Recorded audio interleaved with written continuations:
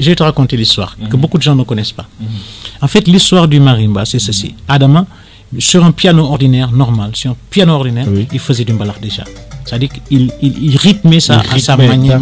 La manière de jouer. La manière de jouer, c'est ça. Ce n'est pas le son, mais c'est la manière même de jouer. D'abord. Parce que lui, il avait commencé à rythmer avec la guitare, toujours Adama. D'accord. Donc c'est lui qui faisait ça. Donc... Ok.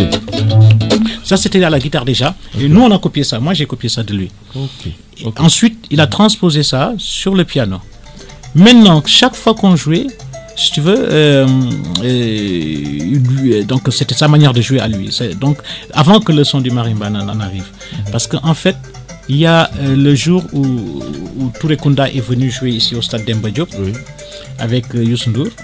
Et il y avait Loy de Touré Kunda qui avait amené un DX7. Le DX7, c'était encore tout à fait DX1. Absolument. Alors, pendant un moment, le gars, comme il est très en fait, le son du marimba, c'est un son de balafon et samplé, quoi. Alors, ce qui fait que ça a été nouveau dans les oreilles des gens quand il a joué. Ça a fait beaucoup de trucs. Mais il jouait d'une certaine façon. Il a joué dans la manière d'un balafon. Alors ce jour-là, Youssou Ndour donc avait joué avec eux. Je crois que après, à l'issue de ce concert, Youssou Ndour avait acheté le matériel. Et bien après, Youssou Ndour m'a vendu le DX7 sur lequel il y avait le balafon. D'accord. Et comme ça par hasard, et comme Adam a joué avec moi, donc c'est lui qui joue, quand il a exploité, ça.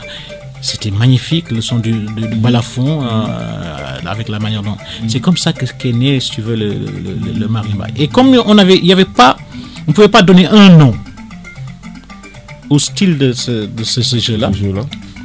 Et comme sur le truc, c'était écrit marimba, parce que le marimba, c'est un instrument de musique brésilien.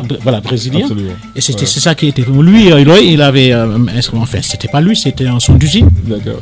C'est pas lui qui avait samplé ça, mais c'était un son d'usine. C'était écrit marimba. Et donc, on s'est dit, bon, fais un son marimba, son marimba.